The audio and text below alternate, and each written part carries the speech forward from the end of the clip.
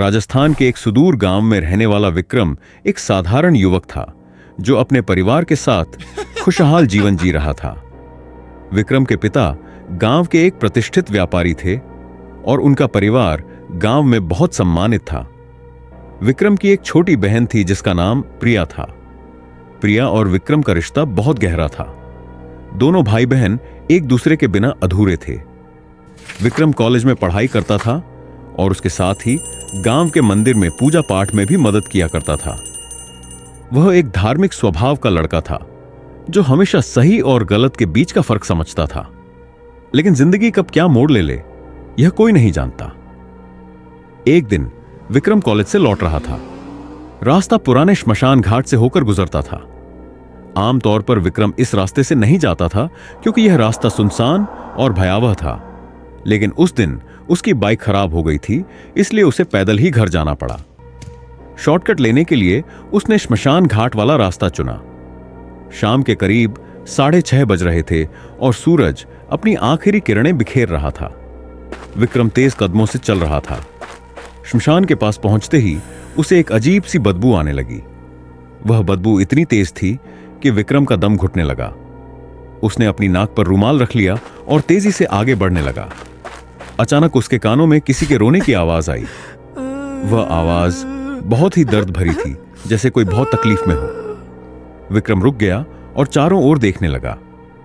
श्मशान के एक कोने में उसे एक बूढ़ा आदमी दिखाई दिया जो जमीन पर बैठा हुआ रो रहा था। अरे बाबा, आप ठीक हैं? इतनी रात को यहां क्या कर रहे हैं? विक्रम ने पास जाकर पूछा। बूढ़े आदमी ने अपना सिर उठाया।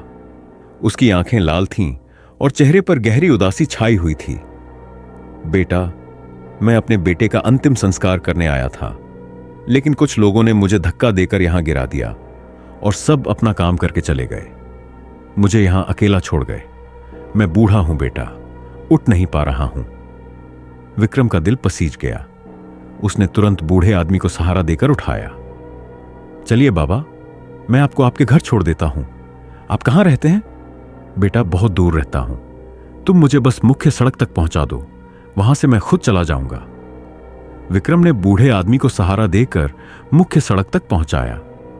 बूढ़े आदमी ने विक्रम का हाथ पकड़ा और कहा, बेटा, तुमने आज मेरी बहुत मदद की। भगवान तुम्हारा भला करे। लेकिन बेटा, एक बात याद रखना, कभी भी अमावस्या की रात को श्मशान के पास मत जाना, खासकर इस महीने की अमावस्या।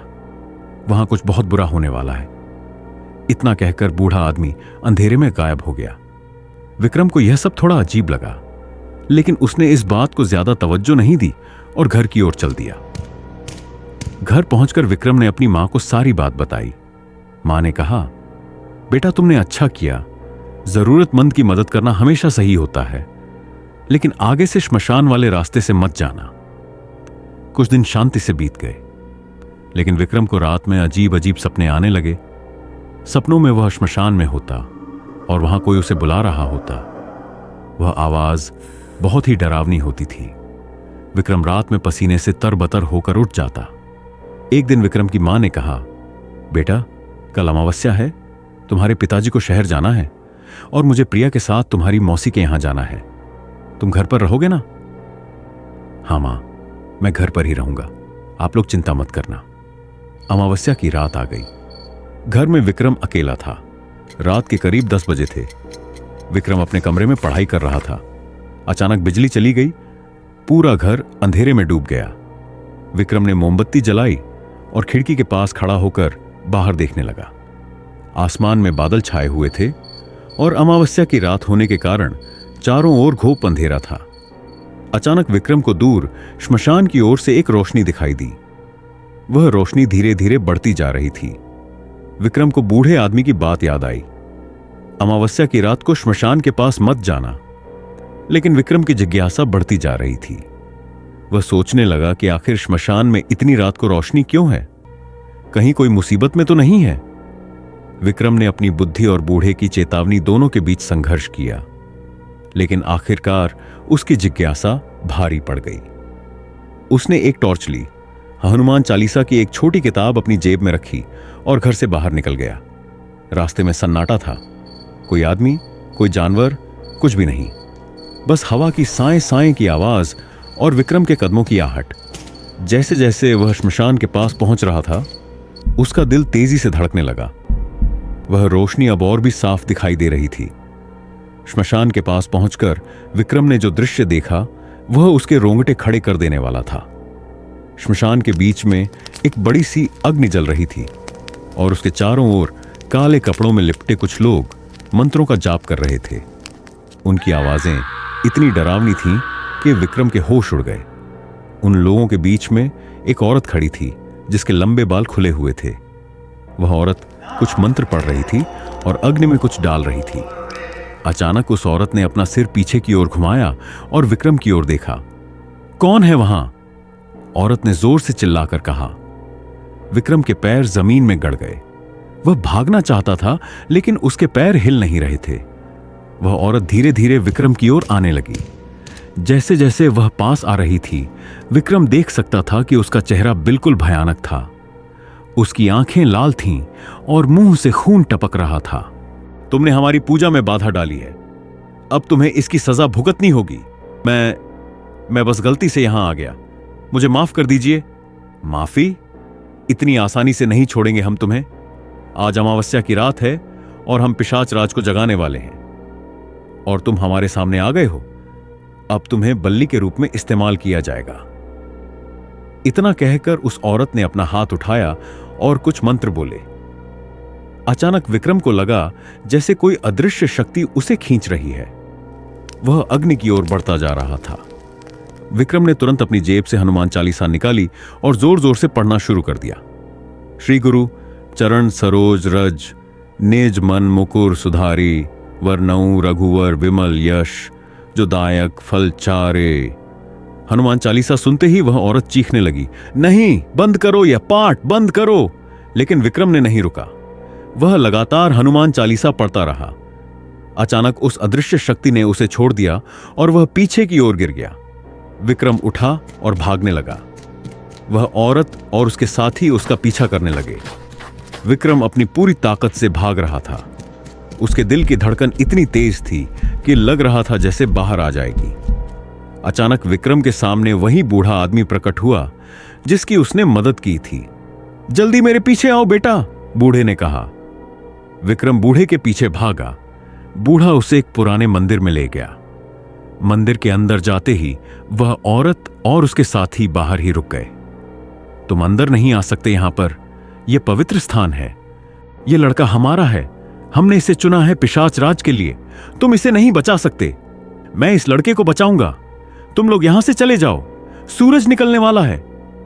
औरत गुस्से से चीखी, ठीक है, लेकिन याद रखना, पिशाच राज ने अपनी प्रतिज्ञा ली है कि वह एक जवान लड़के की बलि लेगा। अगर यह लड़का नहीं तो कोई और, हम वापस आएंगे। इतना कहकर वह सब लोग गायब हो गए। विक्रम हाँफ रहा था। बूढ़े ने उसे पानी पिलाया और बैठने को कहा।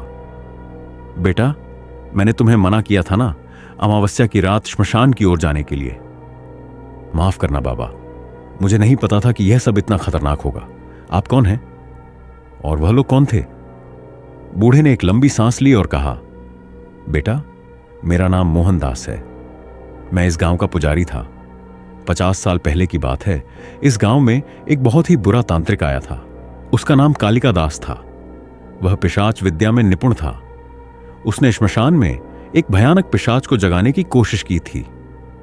पिशाच राज? विक्रम ने पूछा। हां बेटा, पिशाच राज बहुत ही शक्तिशाली और खतरनाक होता है। अगर वह जाग गया तो पूरे गांव को तबाह कर देगा। कालिका दास चाहता था कि पिशाच राज की मदद से वह पूरी दुनिया पर राज करे, लेकिन उसे पिशाच राज को जगाने के लिए 108 युवा लड़कों की बलि देनी थी। तो क्या हुआ उसके बाद? मैंने और गांव के कुछ लोगों ने मिलकर कालिका दास को रोकने की कोशिश की। हमने उसके साथ युद्ध किया। उस युद्ध में बहुत से लोगों की जान गई, मेरे बेटे की भी। लेकिन हम कालिका दास को मारने में सफल हो गए। उसकी मौत के बाद पिशाच राज फिर से गहरी नींद में सो गया। लेकिन वह औरत कौन थी? वह कालिका दास की बेटी है, कालरात्रि। उसने अपने पिता की अधूरी साधना पूरी करने की प्रतिज्ञा ली है। वह हर साल अमावस्या की रात को कोशिश करती है पिशाच राज को जगाने की। लेकिन अब तक सफल नहीं हो पाई है। क्या हम उसे रोक सकते हैं? हां बेटा, लेकिन इसके लिए हमें बहुत तैयारी करनी होगी। पिशाच राज को हमेशा के लिए खत्म करना होगा। अगर ऐसा नहीं हुआ तो काल रात्रि या उसकी शिष्या हमेशा कोशिश करती रहेंगी। सुबह होते होते विक्रम घर पहुंच गया। उसके माता पिता भी वापस आ गए थे। विक्रम ने उन्हें सारी बात बताई। पहले तो उन्हें यकीन नहीं हुआ, लेकिन जब मोहनदास ने भी सब कुछ समझाया तो वे मान गए। तो अब हमें क्या करना चाहिए? विक्रम के पिता ने पूछा। हमें पूरे गांव को इकट्ठा करना होगा। हमें एक बड़ा महायज्ञ करना होगा और पिशाच राज को हमेशा के लिए खत्म करना होगा, मोहनदास ने कहा। अगले कुछ दिनों में मोहनदास ने पूरे गांव को इकट्ठा किया। उन्होंने सबको सच्चाई बताई। कुछ लोगों को यकीन नहीं हुआ, लेकिन ज्यादातर लोग मोहनदास को जानते थे और उस पर विश्वास करते थे। मोहनदास ने बताया कि अगली पूर्णिमा की रात को हमें महायज्ञ करना होगा। पूर्णिमा की रात सकारात्मक शक्तियां सबसे ज्यादा मजबूत होती हैं। उस रात हम पिशाच राज को हमेशा के लिए खत्म कर सकते हैं। लेकिन काल रात्रि को भी इस बात का पता चल गया। उसने प्रतिज्ञा ली कि वह इस महायज्ञ को रोकेगी और पूर्णिमा की रात से पहले ही पिशाच राज को जगा देगी। पूर्णिमा की रात आने में अभी एक हफ्ता बाकी था। इस एक हफ्ते में गांव में अजीबोगरीब चीजें होने लगीं। रात में अजीब आवाजें आती थीं। लोगों को डरावने सपने आते थे। कुछ लोगों ने श्मशान के पास काले साए देखे थे। विक्रम और मोहनदास रोज मंदिर में पूजा करते और तैयारी करते। मोहनदास ने विक्रम को कुछ मंत्र सिखाए और बताया कि महायज्ञ के दौरान उसे क्या करना है। एक रात विक्रम सो रहा था। अचानक उसे लगा कि कोई उसकी खिड़की पर दस्तक दे रहा है। उसने आंख खोली तो देखा कि खिड़की के बाहर कालरात्रि खड़ी थी। विक्रम, विक्रम, वह धीमी आवाज में बुला रही थी। विक्रम डर गया। उसने तुरंत हनुमान चालीसा पढ़ना शुरू कर दिया। तुम मुझे नहीं डरा सकते बच्चे। मैं सिर्फ तुमसे बात करना चाहती हूं। मुझे तुमसे कोई बात नहीं करनी। जाओ यहां से। सुनो तो सही, तुम नहीं जानते कि मोहनदास तुम्हें क्या बताता है। वह झूठा है। पिशाच राज बुरा नहीं है। वह तो बहुत शक्तिशाली है। अगर तुम उसकी पूजा करो तो वह तुम्हें भी बहुत शक्ति देगा। मुझे तुम्हारी झूठी बातों में कोई दिलचस्पी नहीं है। मैं जानता हूं कि सच क्या है। ठीक है, तुमने मेरी बात नहीं सुनी, लेकिन याद रखना, पूर्णिमा की रात तुम लोग महायज्ञ नहीं कर पाओगे। मैं इसे रोकूंगी और अगर कोई भी बीच में आया तो उसे पिशाच राज के हवाले कर दूंगी। इतना कहकर कालरात्रि गायब हो गई।